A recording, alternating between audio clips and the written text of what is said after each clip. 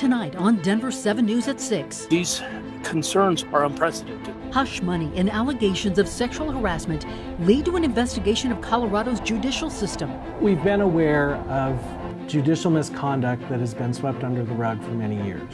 Prosecutors released never-before-seen video of the insurrection. I think of these insurgents, these images, incited by our own president. Plus, what it means to be five-star worthy. How to go about getting vaccinated at Walmart. And a public service announcement on keeping a promise, courtesy of Governor Jared Polis. While people understand a few years delay, nobody can understand 2042. Good evening, and thanks for watching Denver7. I'm Ann Trujillo. And I'm Shannon Ogden.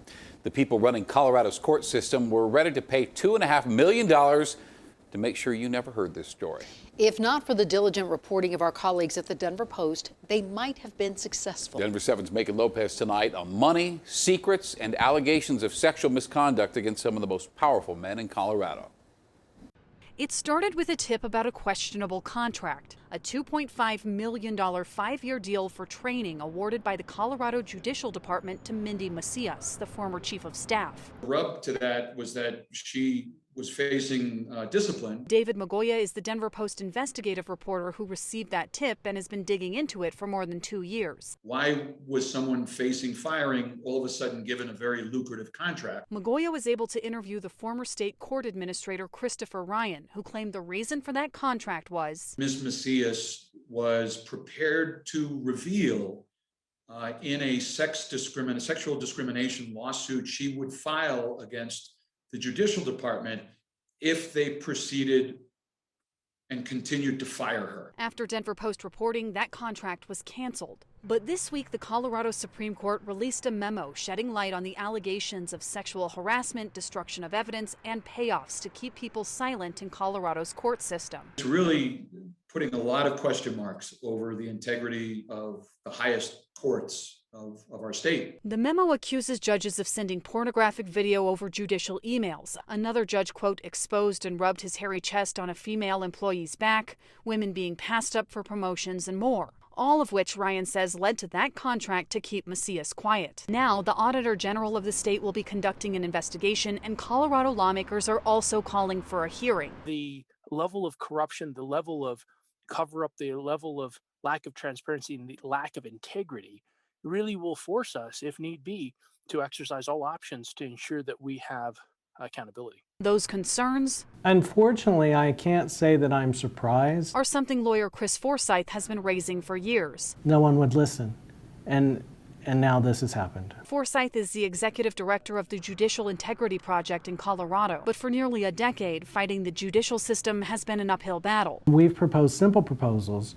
that would completely have prevented this situation and should be the status quo going forward, which is public judicial discipline proceedings and an elected state court administrator. Now, with the momentum of the Denver Post reporting, he's cautiously optimistic, but waiting to see if this time something actually does change. Megan Lopez, Denver7. House impeachment managers insisted former President Trump ignored warnings from the FBI that the events of January 6th could turn violent. They also screened previously unseen footage of the riot. Lawmakers are led one by one to safety. At one point, Officer Eugene Goodman comes screeching by, then points Senator Mitt Romney to safety. It would be up to Goodman and his overmatched colleagues to hold the line. Did you hear the other shouts? We're here for you. He's one person, we're thousands. And where do they count the votes? They were coming at the urging of Donald Trump to keep Congress, a separate branch of government, from certifying the results of a presidential election. They truly believed that they were doing this for him, that this was their patriotic duty. They even predicted that he would protect them. Think for a moment, just a moment, of the lives lost that day, of the more than 140 wounded police officers, and ask yourself if as soon as this had started, President Trump had simply gone onto TV, just logged onto Twitter and said, "Stop the attack," if he had done so with even half as much force as he said, "Stop the steal," how many lives would we have saved? And journalists inside the Senate chambers describe Republicans and Democrats as being in rapt attention. Senator Susan Collins told CNN she was impressed by Congressman Aguse. Senator Lisa Murkowski suggested she would vote to convict. I think that the House managers are making a very strong case for a timeline that laid out very clearly with the words that were used, when he used them, how he used them, to really build the anger, the violence that we saw. And the trial resumes tomorrow, and it could end by the weekend. All right, to the weather now, and what has been kind of a 3 layers and gloves kind of week. Chief Meteorologist Mike Nelson has this very cold forecast. Mike?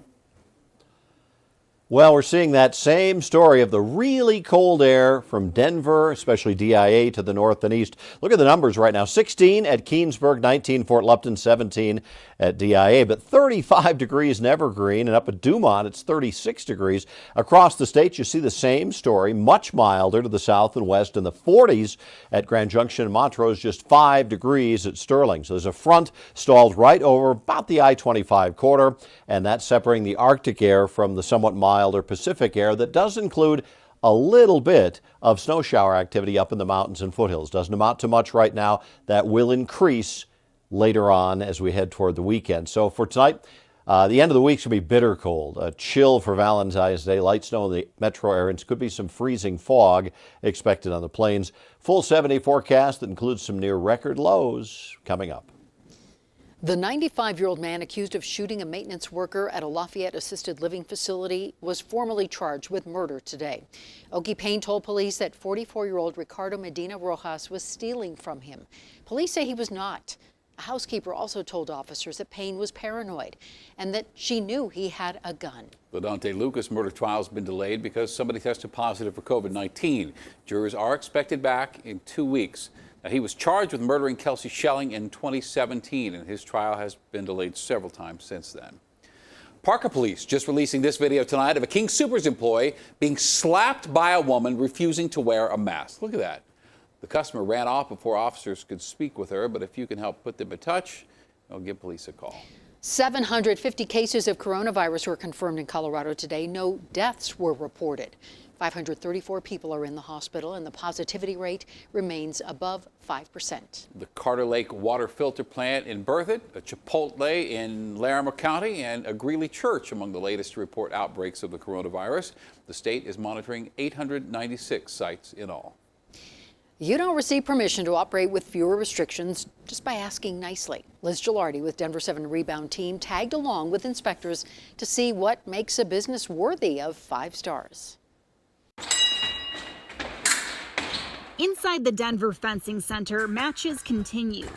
But under these protective masks, these fencers are wearing face masks too. You're 6 feet apart, you're socially distanced, you're wearing a mask, you're wearing a glove, so it feels like a safer sport than most.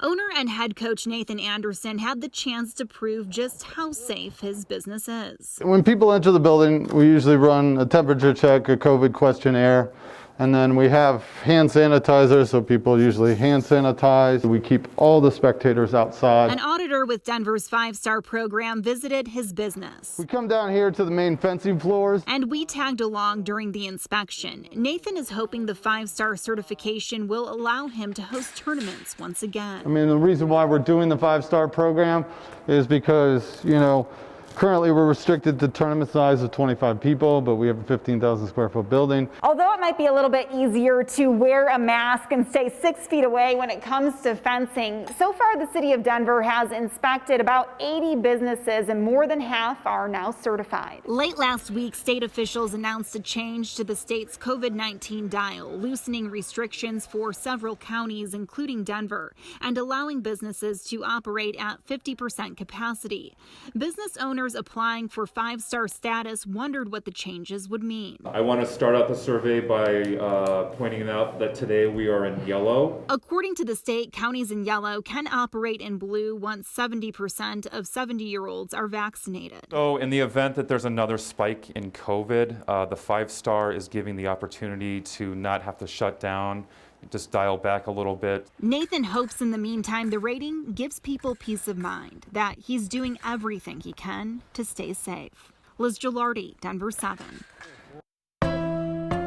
Coming up, Walmart is almost like 7-Eleven, almost on every corner. how to get your COVID vaccine at Walmart. Why part of the metro got snow while the rest went without. I didn't know it was supposed to snow today. And a Florida man does a Florida thing. Wait, don't, no!